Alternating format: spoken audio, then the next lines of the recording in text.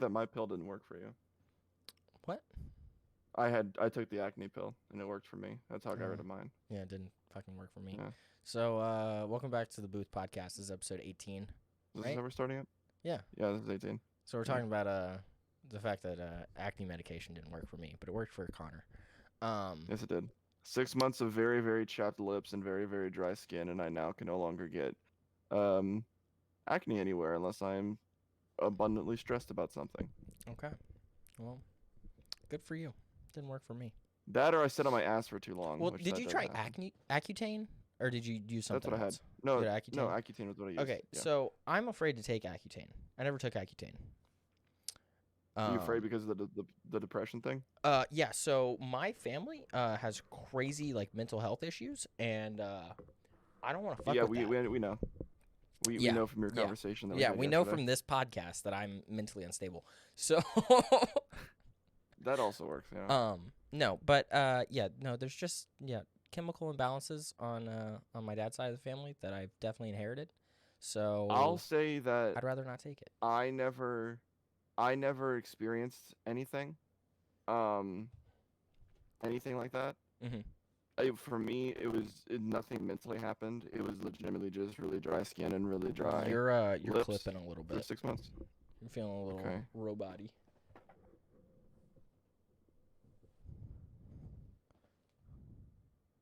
Oh, go ahead. Domo arigato, Mr. Roboto. Yes, thank you.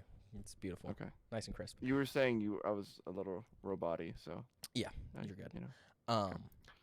Anyway, so no, the reason why I was initially afraid to take it was because my mom in college had a roommate who took it, and she was so stressed out while she was on it, like dealing with school and like being away from home and doing all that fun stuff. She was so stressed out on Accutane that she ended up like going like half bald and ended up moving back home because she was so stressed out. I think I am already going bald at the age of 18. That's an interesting thing.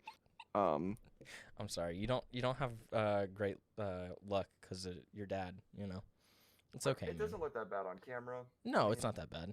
You're fine. Look, man, I if you go probably could bald, it's a good thing. You can grow a beard. You're fine. That's at least I have this. You're right. Yeah, you're fine. You can grow a beard. Well, I'll just start taking pills. Anyways, so yeah, well, the thing with you is that you live at home. Mhm. I at least think you have a very good safety net as far as friends and whatnot. Yeah. And I honestly, like, I mean, I felt sad, but that's just being human. You feel sad sometimes, Well, you know? yeah, and I mean, like, I've never taken anything for like depression, and luckily I haven't dealt with it in a long time. Like anything like really intense, depression wise. And anyway, my headset's backwards. There we go. Anyway, haven't like felt any of that recently, so I feel like I could take it, but I don't know. Like, don't you have to go in for like blood tests every now and again on it? I only had to take 2 blood tests. Okay. One before to make sure that I was good, and then one like a few weeks on it, and just to make sure it wasn't killing my livers. Gotcha. That's another thing. You'd have to go sober for the 6 months you were on it. I couldn't do that, man. You have to go sober, and you have to. What are you talking about? I've never had a drop of alcohol in my life. I'm only 19 years old. We go down to Mexico sometimes. Anyways, you were in Jamaica once. Anyways. Yeah, it's fine.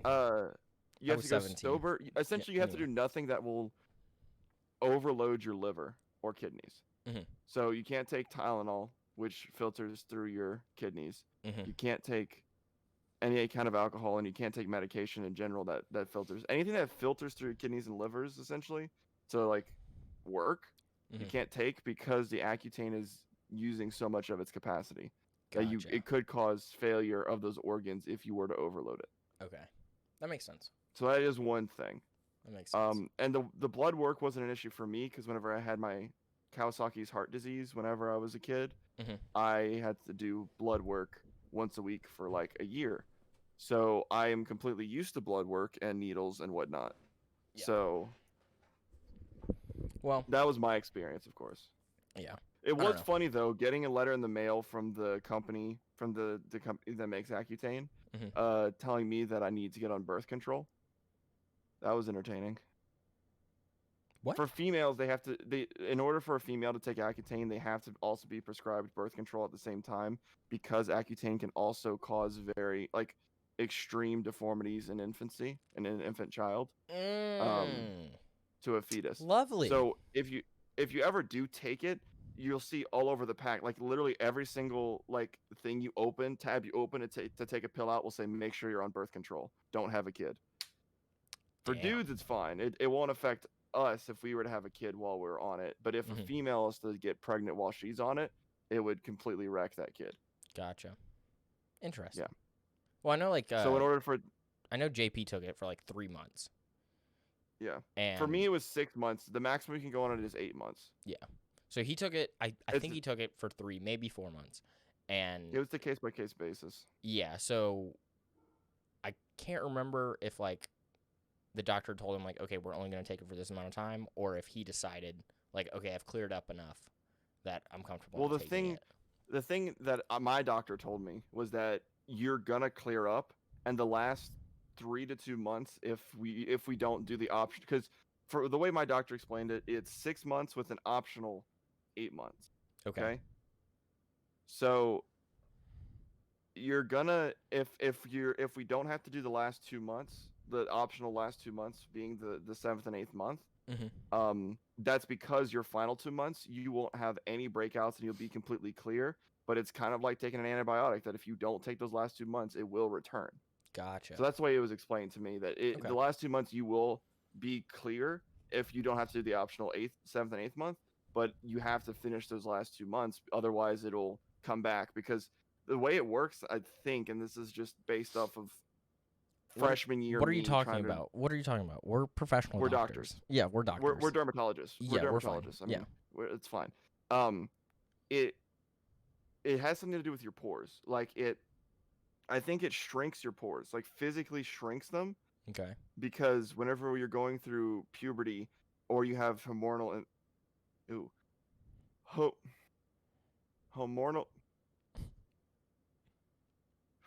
imbalances of the hormones, where we have to learn words again. Where you have an imbalance of the chemical juices in your body. Your pores tend to be bad acne usually happens whenever people have larger pores, because the larger pores allow more particles in, which is why you have acne in the first place. Okay. So what I believe it happens is, I think it shocks the sweat glands and shrinks the pores. Shocks the sweat glands to prevent you from sweating so much in your face, and your face to produce so much grease, and then shrinks the pores to allow less to get in, but still allow your face to breathe. Gotcha. It's essentially bringing you back to a normality that would prevent the acne from coming. And I think the success rate is 96% of people who take it it's really don't high. experience any more acne after taking it, unless it's stress acne. Gotcha. So I can rub a slice of super greasy pizza all over my face and nothing will happen. Trust me, I went to high school. Let's did try that multiple times. Upcoming video idea. No, yeah, I don't know. I'm not comfortable taking it, reading all the potential side effects and the whole mental stuff. But he is okay with going to get a fake tan. Yeah, I mean, look, what's the cancer rate on that red light? I have no idea. I haven't looked into it. I don't want to freak myself out. But I've been doing red light therapy. Coming from a man who doesn't use antiperspirant because of the cancer scare. Look, man, that shit scares the hell out of me. Also, it feels like fucking concrete on your skin. What? You cut out. Okay, sorry. The antiperspirant detergent, or fucking deodorant detergent. Yeah, we're using detergent now. That's what we've stepped up to. I think we're having internet. Oh, shit. Uh-oh. You're coming through clear. Oh, no. What's happening? Shit, I'm all by myself. And we wait.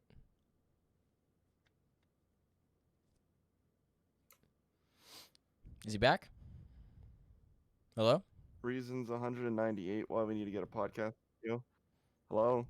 Hello? Hello? Can you see me? Can you hear me? Say something? Hello? Oh, God. What is happening? Hello, Mr. Roboto. Okay. All right. We got to love technical difficulties here at the Booth Podcast. You just got to love it. Gotta love it. So, everyone that's listened and that's watching, actually, if you haven't checked out this album, I highly recommend it. It is called Circuital by My Morning Jacket. So good. These are all, pretty well-known albums. But, AM, Arctic Monkeys, Californication, Red Hot Chili Peppers. We got Elvis live at Madison Square Garden, which is great. Wish You Were Here by Pink Floyd. And For Those Back to Rock by AC/DC. There's some more, but they're not in the view. Are you there? So I'm not entirely sure why, but there's an application on my computer that's using 98% of my bandwidth. And we're going to keep an eye on that one for a second. Are you good? Can you hear me? Yeah, we're back. I can hear you. Are we back?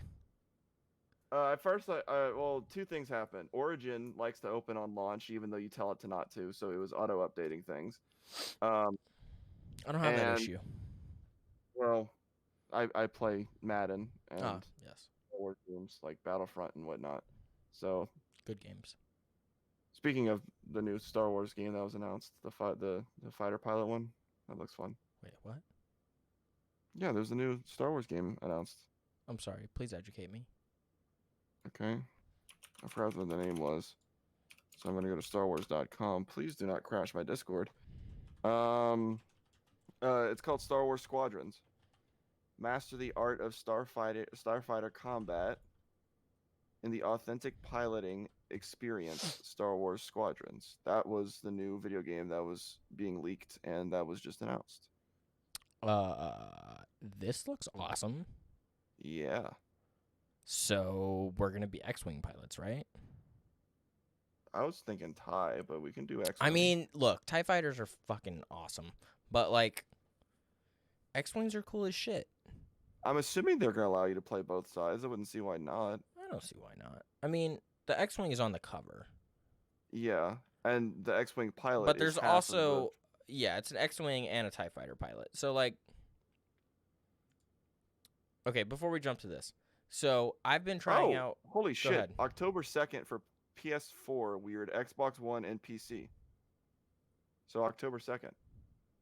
Great. That's the release date. I know. Please don't play a video without me wanting you to. Yeah, we got TIE fighters. And then we got the Republic. We got X-wing pilots. X-wing there. X-wing there. Y-wings. Do we have Y-wings? Yes, we do. Yeah, this is Y-wing. There's some A-wings as well. And I see a U-wing as well. I'm so happy. I had no idea about this. This was announced a while back. I mean, when was this article posted? There's no date on this article. EA Play Live, June 18th at 4 p.m. Pacific. Yeah. I'm gonna have to check that out. Yeah. Anyway, but going back to our previous conversation, we'll get into this in a minute. So, I've been doing the red light therapy. Yes. And it's like 2-in-1 basically. It's supposed to be like skincare and muscle soreness relief. Go ahead. Could you also unplug and replug in your Focusrite? Because we're professional podcasters.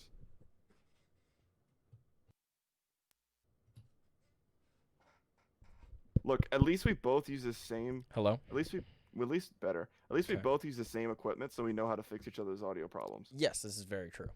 Am I good now? Yeah, you're good. Okay, cool. So, anyway, I've been using red light therapy at the gym that I go to, and it's the weirdest contraption on the planet. I was sending Connor videos while I was inside of it. Are you naked is the question. No, I wear shorts while I'm in there because I'm uncomfortable being completely nude in a public environment. I know there's nobody else in there, but like, I just feel weird about it. Yeah. Anyway, so I was in there, and it's essentially like 3 like curved walls, and like the third one opens up, and that's how you get in. I think the best way to describe it is a standing tanning bed. Yeah, it's a standing tanning bed, but while you're in it, so it's like 3 walls. It's essentially like it makes like a curved triangle. Like, yeah, it's weird. Anyway, but while you stand in it, the floor fucking vibrates like crazy, like brrr, like crazy. Anyway, apparently there's like 6 levels to it. I've only done the 4th one so far, but I keep going up every time I do it. Anyway, or I started at 2. Anyway, keep going up as I do it. But I have not found anything better. I mean, like rolling like my legs and stuff after I work out legs is great and everything, and stretching to get the acid out of them. Mm-hmm. But yeah, it's fucking amazing. Hang on one second. My father's calling. Oh, we're getting a phone call from Matthew's father.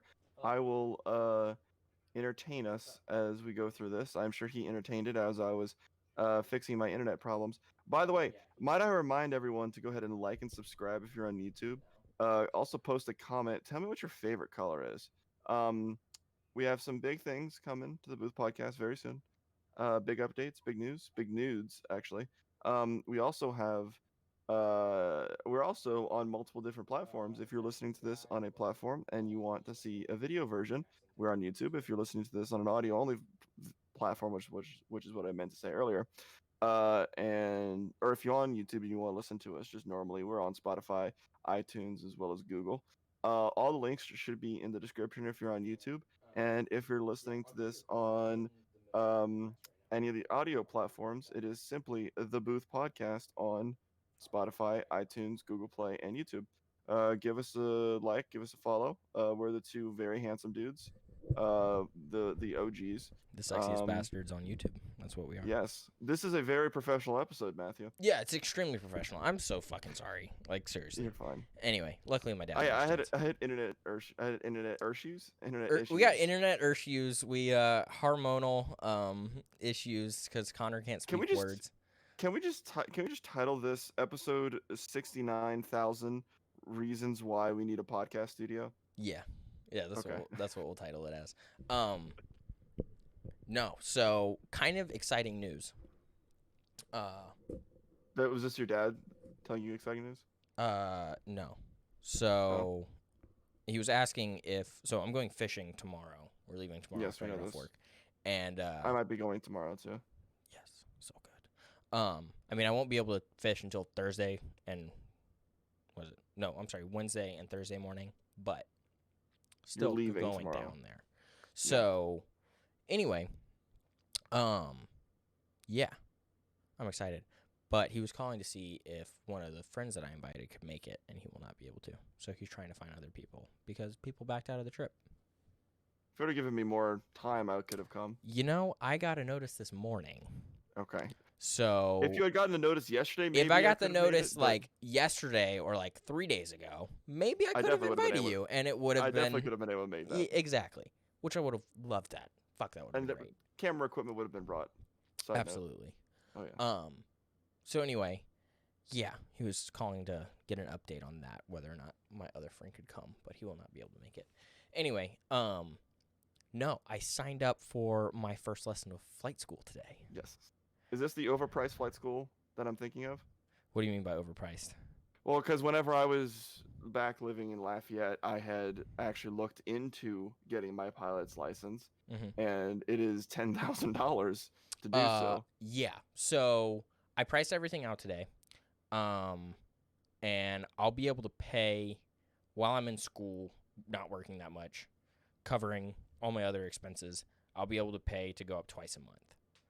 Okay. So, not that bad. Yeah, it's not that great, but that's just because... Is that including classroom stuff? Yeah. Okay. So, I'll be able to go up twice a month, and the lady who I spoke to today, who's like one of the like head instructors, she was telling me that she's like, you can cut back on classroom time if you just study like by yourself and just basically take the quizzes. Yeah. Because she's like, it's really not that complicated. She's like, it's not a whole lot of information to study on. So she's just like, it's basically just keeping yourself, like, once you initially learn it, and then once you're just keeping it up. using it, like using that knowledge, she's like, it's so easy to get past the test. Yeah, to retain it because you're using it all the time. So, which is why I love, just speaking of getting licenses and stuff like this, which is why I think the one thing that Louisiana does right is the driver's license. Oh, absolutely. Because do you know how stupid the process to get a driver's license in Texas is? It's retarded. Okay, you literally. Granted, they have better drivers, but. Right, but. Which doesn't make sense to me. What is this logic here? Louisiana's a better system, but Texas has better drive. Yep. So, anyways, though there are some jacklegs in the state. Let me just tell you what. It happens. It happens. So in Texas, you take a quiz. So you do in classroom. So let's say you go to driver's ed, which by the way is not mandatory in Texas. Mm-hmm. It's not mandatory. Louisiana it is mandatory. Texas is not. So you can be self-taught, in which case you take an online course, and then you complete an online test to get your learner's permit. Those are what the Mustang drivers take. Which, by the way, no in-car experience to get your learner's permit. Really? In the state of Louisiana, yes, in the state of Louisiana, you have to do in-classroom classing, take a written test, 8 hours in a car with an instructor, and taking a driving test, and then you get your learner's permit. So in the state of Texas, they're handing people learner's permits, literally the lowest level of the ability to get behind a wheel of a vehicle without having any previous knowledge of being behind a vehicle. Here, you're allowed to drive a vehicle with an adult in the car, and you have no knowledge of how to do so. You never had any actual experience before. That's ridiculous. Have fun. Yeah. Both have the same process once you have your learner's permit to upgrade. 6 months on the learner's permit and you have to be 16 to get the driver's license. In the state of Louisiana, you just complete your certain allotted hours, right, which is 44 in Louisiana. In Texas, it's only 25. It's another thing.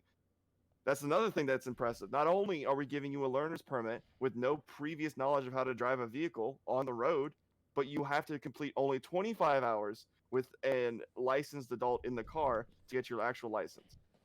That's ridiculous. In Louisiana, it's 44 hours. That makes no sense. So in Louisiana, you complete your 44 hours, you go to the DMV, you turn in the paperwork proving you did the 44 hours, they hand you your license, you're done. But yet, Texas, they have better drivers, statistically speaking. In Texas, you have to then take your driving test in order to get your license. Now in Louisiana, I don't know if you did this, but what I was told in Louisiana is that in order to get your unrestricted license at 17, you had to take another driving test. Did you have to do that? No. Okay. So then then they probably changed it. Yeah. Because in Texas, but also in Louisiana, you get your unrestricted at 17. In Texas, you have to wait till 18 to get your unrestricted. I'm also convinced that the place that I went to was not legit. Like, I went to, okay, so the place in Lafayette, which I think was like Southwest Safety or whatever. That's the same people I went to. Okay, so that's like the school most people in Lafayette go to. Wait. I think it was Acadiana Safety something. I think they changed their name a couple years ago. It's off of Khaleesi Loom. Okay. What was the logo? Because I can go off. Was it like a yellow circle with like? Better question. What was the building look like? I don't know because I never went there. Oh. But it was by the Canes on Khaleesi Loom. Where that Office Depot was. No, I think we went to different places. Though. Okay. Because I think mine was closer to downtown. Mine was definitely closer to downtown. So there is another one. So there used to be like multiple, all around Lafayette. Because there was one that Joshua went to that was right around that area where I'm talking about in Lafayette, off of Pinhook and Khaleesi Loom. Somewhere around that intersection. The other place was probably like a quarter mile from that, the Southwest Safety place. So the one that my older brother went to, that's where he went. Everything was fine. I tried to get in, so that one had shut down by the time it was time for me to go get my permit. And I tried to get into Southwest Safety, and by the time, everybody else is already in there, they're like, no, we're full on everything. So I was like, okay, cool. So then I kept looking around. The closest place I could find was a place... I went to Consolidated Safety of Acadiana. Okay. That's where I went. Okay. So I went to another place, and the closest place I could find that actually had room for me was in fucking New Iberia. Okay? So I go to New Iberia, and The lady who was teaching the class was like one of the most like hard-ass people I've ever met. Same here, but she was like hard-ass in a way that was like funny. This lady was not funny, not enjoyable to be around, not a good experience. She was good at teaching the class, but she was a hard-ass. So, granted, I can't really ask for anything better in terms of an instructor, but just not a great person to be around. Anyway, the instructor that I drove with for all of my hours, because I was homeschooled, so I could drive during the week. So she was like one of like the 2 instructors that was driving like during the day. And I always took like morning because there was less people on the road. And I was like, fuck it, like whatever. So we went and did that. And the lady who I had, no offense against her, but it was really hard to understand her because the accent. Now, for those of you who know what a New Iberia accent sounds like, I'm sorry if you have one or you know somebody who has one or live with somebody who has one. But that is like nails on a fucking chalkboard to me, and I cannot stand it. What, doesn't turn you on? Oh, God. Shrivel. Just shriveled up. Just cold as fuck. Anyway, so I cannot stand that accent for the life of me. Yeah. And this lady not only had that accent, but she also had a lisp, and it sounded like she had peanut butter like glued to the roof of her mouth. Like, it was making me hungry. Oh, God, dude.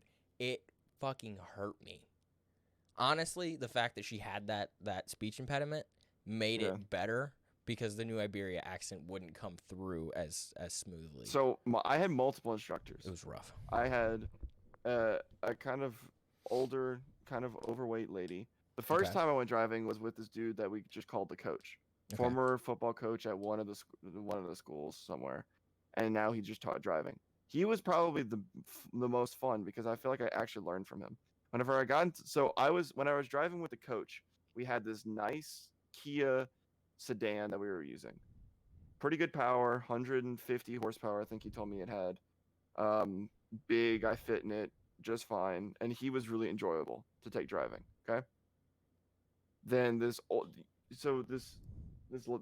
second time I went driving was with this older lady who was a little bit heavier set, and you just know what's gonna happen whenever you're going out the school parking lot, and she tells you to turn right, and you go to turn left, and she slams on the brakes, saying, "What are you doing?" I said, "Oh, that's lovely." So she said turn left. I'm turning left, but then she meant us to go right. So she gave you wrong instructions, and then she gets blamed angry me at for you. it. Yeah. Don't you love those people? No, so it was right. So okay, what had happened? So this is the reason she slammed on the brake was this. Okay, I remember now. She said turn right. Okay, so I was about to turn right, but she meant turn left, and there was a car coming, in the what would be the right lane, like, you know what I'm saying? Like if you're turning left, it wasn't clear, right? On the passenger side, someone was coming. So when I pulled out the parking lot to turn right, someone's coming right here. So that's why she slammed on her brake. Gotcha. Because she thought that I was turning left, but I was turning right, and I had no one coming in that direction. Gotcha. So she was like, "What are you doing?" And I said, "I'm turning right, like you told me to." And she said, I didn't say turn right. I said turn left. I'm like, "You said turn right." And she's like, "Oh, okay. Well, back up and turn left now." I'm like, lovely. Okay. No, I mean, and then literally how I got my driving hours was driving to the racetrack, just before the north side. Oh, really? Every morning for her coffee. I mean, hey. And then driving back to the school. That's what we did. I would drive there because it was about a 30-minute drive there with traffic, and then a 30-minute drive back, and I did it in 1 hour increments. So literally my driving was driving to the racetrack, letting her go and get her coffee and breakfast. By the way, never offered to get me anything. Nothing. Just as a side note. No. And then get back in the car and then leave and then go. And whenever I was driving with her, it was in a Chevy Sonic. Chevy Sonic Sport. I will say that. Didn't know they made a sport edition of it, but it would. You know the overpasses in Scott. Yeah. And they're 70 mile an hour. Mm-hmm. My foot would be on the floor, and I could not reach 70 miles an hour going up those overpasses. No. It would be dropping in speed as I was going up. So I'd be 70, 70, 70, 69, 68, 67. reached 65, but I got to the top and then went back down. Yep. Yeah, that was my driving experience. And by the way, I this is how I learned how to be a race car driver, because you could not brake and turn at the same time. So every time I had to brake to turn, I had to brake, release the brake, and then turn, because whenever my foot was on the brake pedal, my knee would hit the wheel. The steering wheel. Yeah, so I couldn't turn. Now that's great. That's fantastic. Amazing. No, speaking of cars that they had at the school that I was at, okay, they had 2 of these vehicles. Now, granted, you don't need more than a 2-seater for a car in a driving school. So the Chevy Sonic made a perfect car, but I missed the Kia because I fit in it, and it had horsepower. Yeah. So I got to drive one of these cars one time, and it was 2 black Chevy Camaros. Yeah, you told me about this. Okay. That were 4-cylinder and automatic. Yeah. Why? Why would you buy that car? Why does Chevy make that car? And why do you have it at a fucking driving school? Like, they were like maybe a year old. Maybe. Yeah. They're not cheap. Like, either. They're cheap for Camaros, but they're not cheap cars like in the grand scheme of things, right? No. Like, why put that in a fucking driving school? I don't understand. And I get that it's only a 4-cylinder, but there's definitely still more fuel efficient cars if you're trying to make, like, if you're a driving school. That's a heavy ass car. Money. That's a heavy ass car. It's still as heavy as the V8s. Yes. For the most part. I mean, given you're losing engine mass, so there's that. But it literally has everything else with the V8. Also, you're losing a little bit of mass from the lack of the exhaust, because there's lesser exhaust with the V4, which is 4-cylinders. Yeah, it's all it's still a 4-cylinder, but like it's still a heavy ass car. Listen, a 2-ton car is a 2-ton car, no matter which way you slice it. Okay? Exactly. So I just don't understand the logic and why they had a fucking 2 of them.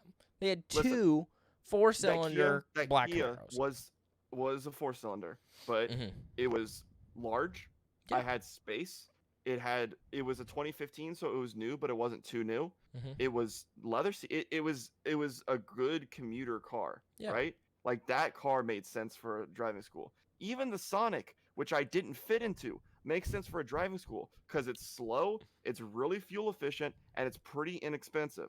So the car that I mainly drove on, because I only drove the Camaro one time, the car that I mainly drove on, which was fucking perfect, because it's basically what I drive now, it was a 2012 Honda Civic. You drive an 06. Let's not get too ahead of yourself. I drove an 09. Oh, 09. That's right. They changed the body style. They changed the body style in 2011, so it was a new body style. But you should get the 2015 body style. That's my favorite body Look, style. I want a Type R more than anything. I saw one yesterday. God, they're so good. There's a blue one and there's a matte white one in Lafayette that looks fucking clean. Like, I swear to God, every other middle-aged dad in this city has one. I want to be one of those middle-aged dads. I'm fine. Middle-aged dads here either have like an old muscle car that they keep in their third garage, or they have a Type R. There's no in between. Yeah. I mean, I would be the pickup truck dads, of course, but I would be the dad with a Type R and a couple booster seats in the back, and I'll call it good. Yeah, exactly. Yeah. It's got a back seat, and it's a 4-door. Yeah, it's fucking comfy too. I got to sit in one. Fucking comfy. Yeah. I feel like if I had more time in that Type R at ACL, I could find a way to fit in it, because I feel like I gave it an unfair sit in. Yeah. Because I only moved the seat, I didn't move the steering wheel. Yeah. So I feel like the steering wheel could have gone up a little bit more, and I could fit in it. I mean, like, that car has race bucket seats in the front, so like you can position that seat. Yeah. Like, if you wanted to, you could position the seat in my Honda to where you would fit in it and be able to steer comfortably. I could probably do it. Yeah. No, I definitely could do it. Yeah. That's what we should do. When I come into town, you should get some more stick experience. Oh God. Because you only drove the Xterra. And a parking lot too. Yeah. Does this Honda have anti-stall? No. Okay. You get the old-fashioned, bud. Also does not have hill assist.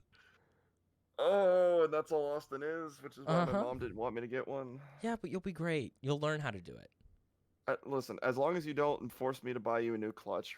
Look, the clutch is like 3 months old. We're fine. Okay. Yeah, we're good. Was it you or someone we know had a clutch installed upside down and backwards? It was Hayden that had the Volkswagen. Yeah, the Golf. He had a Golf GTI. That was a fun car to drive. That was. I didn't drive it, but it was a fun car to ride in. Very fun car to drive. I almost got one if I was moving to Corpus. I was thinking of getting one. He had the clutch installed backwards. Yeah. So whenever you put a clutch plate in, so whenever you put a clutch plate in, like on the bell housing, there's arrows that guide it in. Literally every fucking clutch manufacturer does that. And it's like, put it in this way. And some of them even paint it one color and paint it another color. It's like green and red. It's like red should be facing on the outside or green should be facing on the outside. It's like, no. This motherfucker just threw it in there and it was backwards. And granted, I mean, it's engineered in a way that, yes, it will still function, but not properly. But it's not optimally, yeah. No. So, I mean, I guess it still functions properly, but it's not optimal at all. Anyway, the guy that we know that had this car and the clutch was installed backwards or flipped, he said, he was like, yeah, I got it replaced, and the clutch was, like, considerably heavier. Well, me thinking, like, oh, okay, well, like, I've felt a car with, like, an old clutch, and I felt a car with a brand new clutch, and because I had the Xterras changed as well. And whenever I got it changed out, it was heavy for, like, a week. Yeah, and then to wear it in. I got used to it, and it also had some, time worn into it. So it gets a little softer. Not a big deal. But, like, he was saying, he was like, no, it was like 4 times heavier. And I'm like, Jesus Christ. Okay. So I get that. Anyway, I never drove that car when the clutch was installed backwards, but the Mini Cooper had the exact same clutch as a BMW M4, which was heavy as fuck. Yeah. That was a very heavy clutch. I'm surprised I drove that car, like, as hard as I did. And for as long as you did, too. Yeah. I mean, that was your leg workout for, what, 3 years? Yeah, my left leg was considerably larger. No, I'm definitely... a Mini Cooper is going to be one of those cars that I definitely buy another one of. I mean, your right leg should have been considered pretty big, too, because of the brakes on that thing. Yeah, the brakes were pretty heavy as well. Also, I slammed the shit out of them, so... It's a good time. It helps. It helps. By the way, shout out to I was watching Back to the Future yesterday. Shout out to Back to the Future for including the shot of Marty slamming on the clutch while he's braking. Yes. In the DeLorean. Yes. Thank you for that one. Yes. Yeah. So good. So good. Oh man. So you've watched Epstein. We're gonna move on to Epstein now. Oh, we're going into it now? Okay, we're going into it now. So we've talked enough about cars and Accutane and mental instability. And anyway, and my dumb ass going to flight school. So let's get into Epstein. Oh, God. If you were here for our very first episode and you were also here for the Denver airport episode, me and Matthew very frequently frequent the side of what the fuck is going on in our world, that being conspiracy theories. And this is the most recent one I feel like we've both dove into. So I've seen the entire docuseries on Netflix. Connor's. I know what happened. I know 3 episodes in, because it's 4 episodes. 4 episodes. How many episodes are you in? You're on the last episode. Okay. Yeah. If there's 4 episodes, I'm on the last one then. So, do you mind if I spoil anything? Well, no, because I didn't know anything about the Epstein story until it was brought back up during the Me Too movement, and I just started in where the Me Too movement is starting. So I pretty much know what's going to happen from here. So I think I told you this the other night. No, you weren't on. I told Joseph this. So one of the things that bugs the fuck out of me about Epstein, other than the fact that he was raping 12-year-old girls, because that's horrible. Fun, Yeah, there's a special place in hell for him. But anyway. Okay, this is going to make me sound like a horrible person, but I thought that what he was doing to those girls was, like, I didn't know what he was doing to those girls whenever I first heard about the story. But, like, during this documentary, I couldn't help but think that I thought what he was doing was, like, he was doing worse things to these girls. Like, I thought he was doing R. Kelly type shit to these girls. Like, he was still molesting them and still raping them and holding them against their will. It was like, pretty vanilla. Can you do your mic one more time? It's back. Guess who's back? Again. Hello? Shady's back. Okay, we're good. Tell a friend. Okay. So, yeah, what he was doing, again, this sounds fucking horrible. It was pretty vanilla.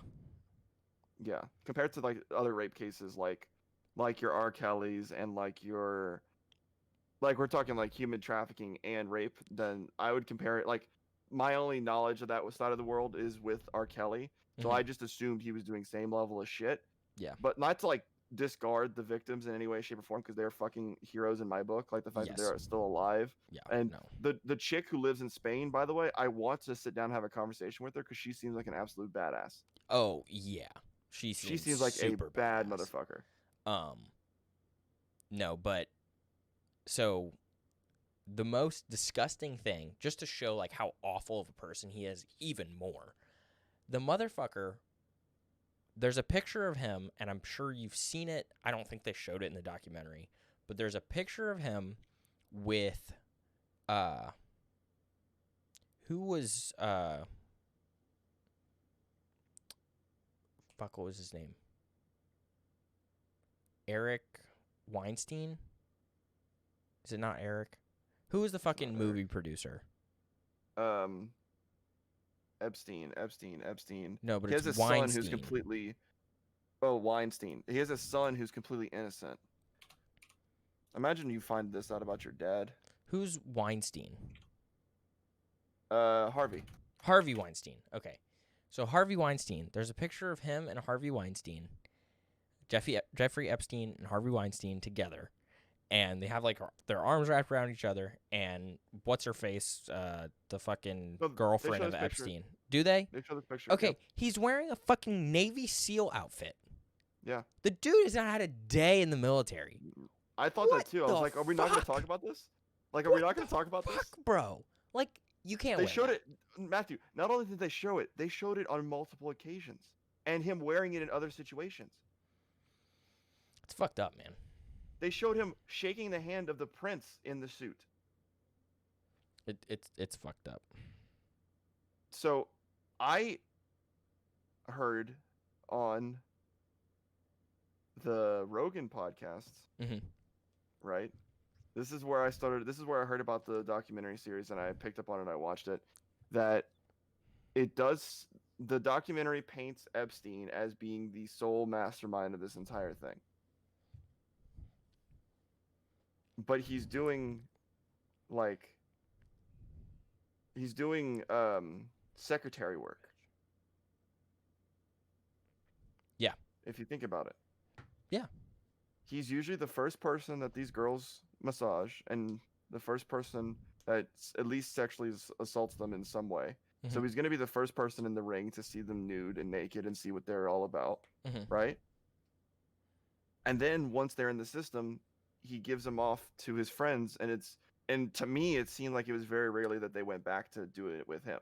Who was the older lawyer that denied having any contact with the girl that lives in Australia now? Yeah, the one that was so funny. By the way, when he was like, I don't remember his name, but he was like, I dare her to come on your show and look in the camera and say that I had sex with me 6 times. And then it cuts to the clip while she says it. Yeah. No, that dude's a fucking dumbass. He's like, yeah, I never went upstairs. I never did any of that. Yeah. He was like, yeah, I never did any of that. I don't even know who that is. And then they were talking about the guy that did all of the like network communication on the island. Yeah. And they were like, yeah, that was the girl. He was like, I was asked to, he's like, I was investigated and interviewed, and the FBI had me look through all these pictures of these girls, just their face, and he said that looking through all these pictures, he was like, one of them, like, they showed me an older picture, and I couldn't identify her. Yeah. And then they showed me a younger picture of the girl, and he was like, oh, shit, that was the same girl that was being, like, molested by the pool by Prince Andrew. Yeah. And he also, that same network guy saw the lawyer, I believe, on the beach with 3 underage girls, and they were all 4 of them were naked. Yeah. So, and then he said that was the same girl that was by the pool. Yeah. Oh, by the way, fun fact, looked into it. Real estate in the Virgin Islands, pretty cheap. pretty cheap. What the fuck would we do out there? A beach getaway. Look, man, I don't want a potential for another Epstein case.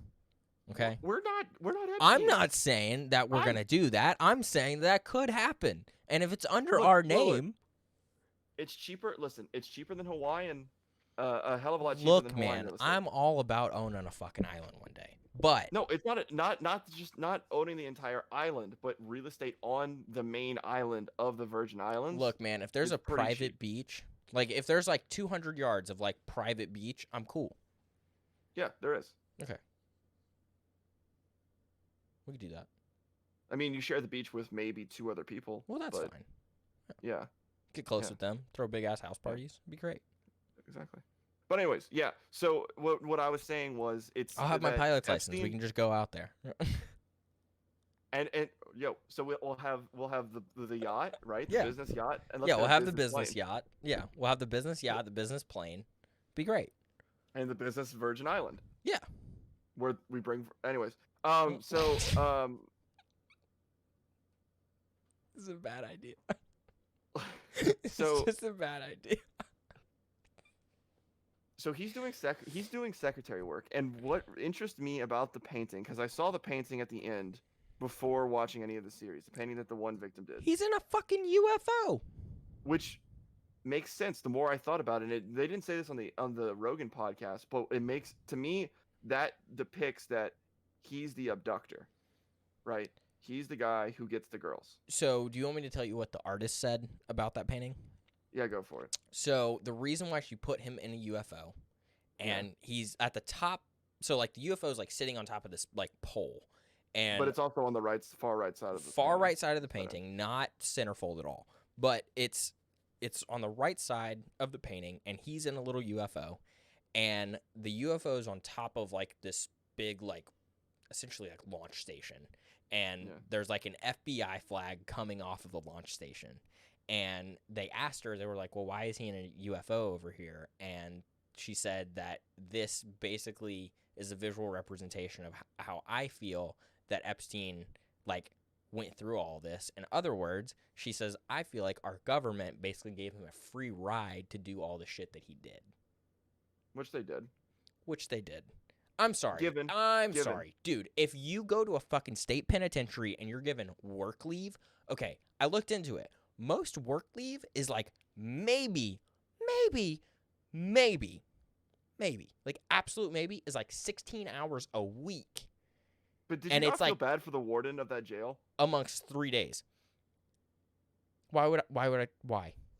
Because he made it very clear that he wasn't the one doing it. He was being forced to do it. Yes, I'm not blaming it on the prison. I'm not blaming it on the prison. Because he was like, he was trying to justify, like, he was showing all this paperwork, but I couldn't help it. Like, dude, you didn't do anything wrong. You were literally being played.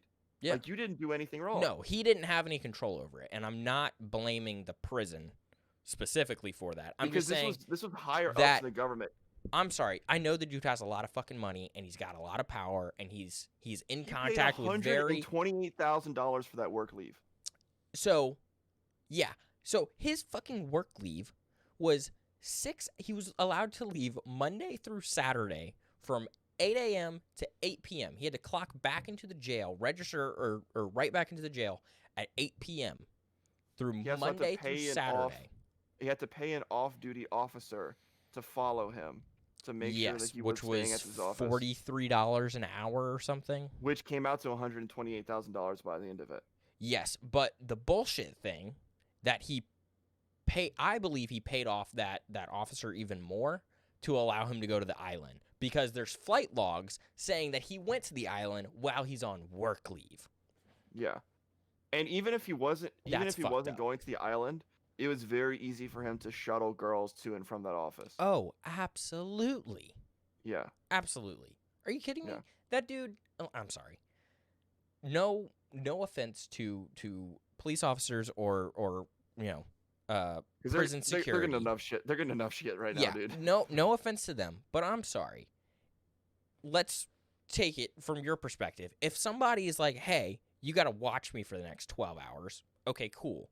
We're going to go to your office, and I guarantee you They're going to be like, okay, you go sit in this room. We're going to be in here. We have to make business calls.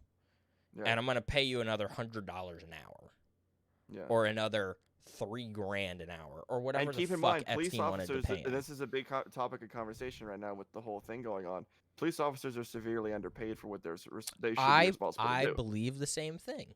So in this current story that we're talking about with Epstein, if we're going from the perspective of the police officer, I'm getting severely underpaid. I still have food that I need to put on the table. We can go ahead and assume that if they're going to send a trusted officer to do this, he's going to be a senior member in the force, meaning he probably has a family, right? So what is a little bit of extra cash to go sit in a different office? Yeah, go sit in a different office. He's going to be in that office. He's just making phone calls. Right. I get it. I'm not giving any flack to a police officer. I'm just saying it could have been extremely easy for Epstein to say, hey, here's some extra dough off record. Go sit in this room and leave me alone. Yeah. You know? So that would have been super easy. But I seriously subscribe to the thought that that Epstein wasn't the mastermind, but it was the dude that owns the L brands that was the mastermind. That is the mastermind. The L brands. Victoria, it's like he started off. It's changed names so many different times. I think it's called the L Brands now. Yeah. Who had the house in Ohio? The Ohio guy. Yeah. I think it's called the L Brands now because every single time they brought him up, depending upon what year they were referring to, it was always a different name for the company. Okay. And I think the most recent one, when he talked about it most recently, they said the owner of the L Brands. So that's what I'm going off of. Gotcha. Anyway, I think it's him. I think he's the mastermind. I think he had a lot more to do with it, and I think he was a whole lot smarter than Epstein was with keeping him kind of out of it. He was the one face that was center in that painting, front and center in that painting. He was the head of the beast that went underground. That connected all the tunnels. So the artist who painted that was like her and her younger sister were the two that initially had reported him to the police. Right. So that being said, they were in New York when that happened. Yeah, so they were in New York when that happened, but they both got flown out to the Ohio house, and the younger sister went to the New Mexico house. They both went to the New Mexico house. Did they both? No, the older sister initially went to the New Mexico house. And then she went to Ohio, and then the younger sister went to Ohio, and the younger sister went to Spain. Right. For school. I thought it was Spain. It was France because that's where Epstein had his apartment in Paris. I guess you're right. Yeah. It could have been Spain because they're so close to borders. I thought they sent her to Spain for school. They sent her to to that part of Europe to become a translator. Yeah. And then because my only thing is it had to be close enough to Epstein's apartment because he was molesting her while she was in school frequently. Yes. Yeah. Yeah. Fucking makes me sick to my stomach. Yeah, I don't know. It's all fucked up, but I feel like that artist knows a lot more of what was happening, especially going to the Ohio house, which wasn't owned by Epstein. No. It was owned by what's his face. This is the thing that gets me subscribed, and not only does the painting, right? The painting I think says it all, okay? But the fact that Epstein got his money from Home Dog, the Ohio guy. Epstein was considered so this is what happened, okay? If you remember, Epstein went to school for 2 years, lied about his schooling to get a job teaching as a professor. At a pretty prestigious college in New York. He then doing finance classes, correct? Yes. Yeah. Then lies about his education to get a job at a pretty well-known investing agency. Okay. Gets fired there later for breaking some rules or whatever. Then gets hired on by a company that's actively in a Ponzi scheme because of his ability to manipulate people and manipulate the numbers and manipulate things. Yeah. They get ousted from the Ponzi scheme. He weasels his way out of getting charged with anything and with any criminal charges. He then gets picked up by a man who's notoriously known for not trusting anyone with anything that he owns. So why the fuck would a dude who trusts no one with anything that he owns trust some random dude that just got caught with a Ponzi scheme with his entire net worth? That's a good question. My thinking is that they fabricated the story that because then Epstein famously was supposedly got his money from stealing $46 million from this dude in investments, and then continued to and then use that to jumpstart his investing career.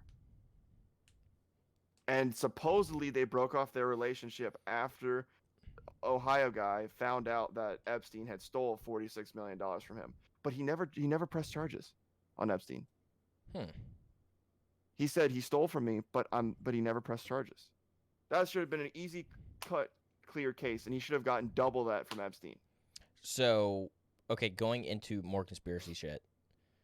This is getting to the end, but I really think that what happened was he stole all that fucking money. What's that guy's name? Can you please look that up? Yeah. So he stole all that fucking money from that dude. And then I really think that there was some sort of like backstage interaction, behind doors interaction saying, hey, like, I know you're into fucking 12-year-olds. What if I was kind of like the front man and did all your like dirty dealing with that and got them to you and let me keep the money? Harry Wexner is the Ohio Harry dude. Wexner. So I think. By the way, I was right. It's currently called L Brands. L Brands. It's currently the name of the company. So, what all companies are under that other than Victoria's Secret? Victoria's Secret, I know is the big one. Limited, Bath Body Works, Structure, and Victoria's Secret. Wow. And White Barn Candle Company. That dude's making some fucking dough. Anyway, so I was just curious. Anyway, yeah, I think there was some behind the door like agreement, verbal agreement saying, "Hey, let me keep the money, don't press charges. I'll get you young girls." That's my theory. The thing is that the New York girls talked, the painter, didn't she talk about being sexually molested by Wexner? Yes. Before Epstein took the $46 million. Yes, but I believe because she would not have been in the house because she was technically quote unquote owned, as disgusting as that is to say, by Epstein. So if Wexner, but Epstein was the reason why she got to the house. That's what I'm saying. So without Epstein being there, because Epstein and Wexner supposedly broke off their relationship after it came out that he had stole the $46 million and never got charged for it. Okay, which supposedly is why Wexner has never been persecuted for the ring, because of that fact that they supposedly broke off their friendship after the $46 million were stolen.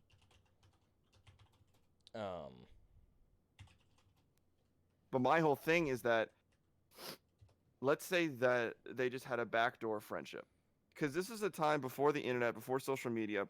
I don't know. So I think three guys that need to be fucking charges pressed like immediately are what's his face, Wexner. I think fucking Prince Andrew. Prince Andrew and the lawyer Alexander Acosta. No, that was the girlfriend. Yeah, and the girlfriend. No, Acosta was the attorney of Southern District of Florida who let him off so fucking easy. Yeah. But who was the other lawyer? The old dude that the first, because the old dude the first time was only helping Epstein build the legal team because he wasn't a part of the Florida bar.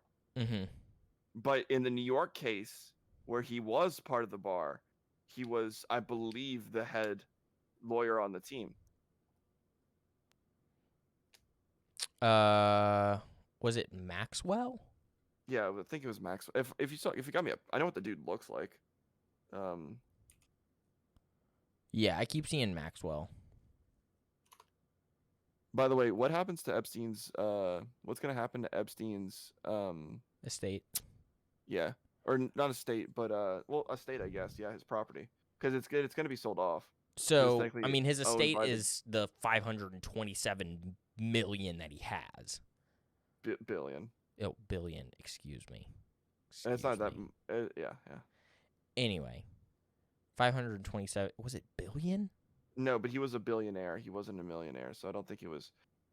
But I thought his estate was 527 million. Yes.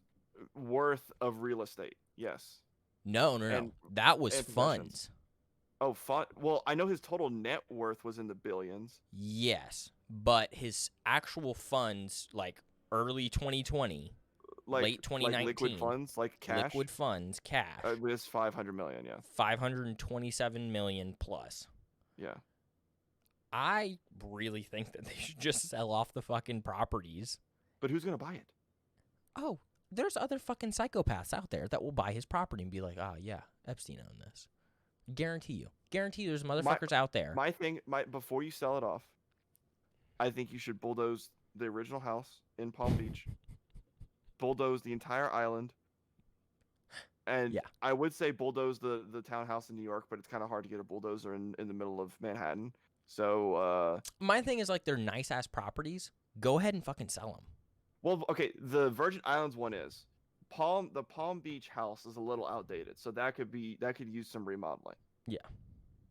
So that I think we could serve a bulldozing. My only thing is that to prevent worship like they did with Waco, I think it needs to be completely destroyed. Well, look, I don't give a fuck. Along with R. Kelly's house, to be fair, R. Kelly's house needs to be ripped. We should talk. I need to look more into R. Kelly because I'd like to talk about that one day. But when is the R. Kelly? When is an R. Kelly documentary going to come out? That's already out. One? Yeah, it is. I think it's on Amazon. All right, let's watch that. Let's watch that and get back to that. Yeah. Okay. Anyway, so I think whatever the fuck they do with the properties, I really think that they should just liquidate and pay off whatever fees he never paid, legal fees, and then after that, fucking split it up and give it to all the victims. That would be the perfect. Like, I know, like, the lawyer, I think he's a lawyer. One of the lawyers had said that's what they should do. And he was saying, I know that money isn't going to solve any of the trauma that they have been through, and it's not going to give anything back. But personally, if I went through that, I'd like a couple million. Give me a couple mil. Give me a couple. I'm not saying money fixes anything, but it would be nice to get give me a couple mil. Exactly. That's the other fucking thing. Last note I'm going to point out, he flew with him 26 plus times. To that island. Not just to the island. Not just the island, but he also denied ever going to the island. And then the girls said, yeah, we saw him there. And the guy that set up all the network communication said he saw him there.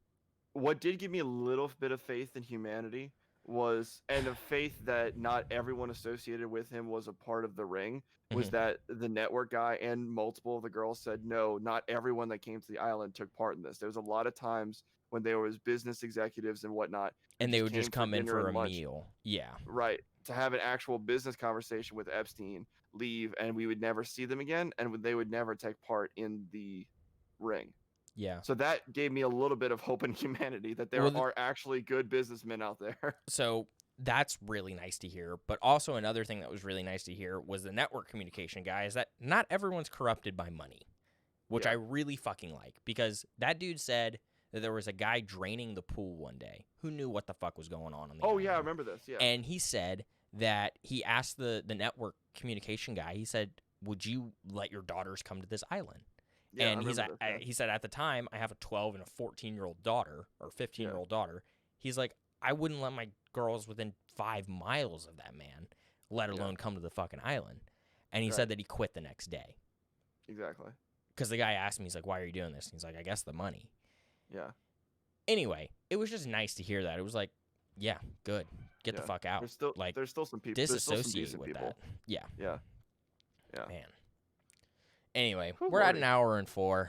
If you haven't checked out the Epstein documentary, go check it out because it's actually really, really good. Even as fucked up as all of it is, context-wise, content-wise, go check it out because I'm just a stickler for this deep state stuff, you know. Like, we'll get there. I just love it. I love it. Oh man. All right. Well, thank you for listening to the Booth Podcast or watching the Booth Podcast or wherever the hell you're listening. Thank you, and please keep it up. Or whacking it to the Booth Podcast. Or whacking it to the Booth Podcast. Do whatever you need to do. Anyway, so thank you for watching. Thank you for listening. Turn the notification bell on if you haven't. Follow us on all social medias. And, all the links and everything are below. So check it out. The Booth Podcast, officially the most professional podcast on the internet. Yeah, we have no technical difficulties at all. Never. All right, man. Peace. Peace.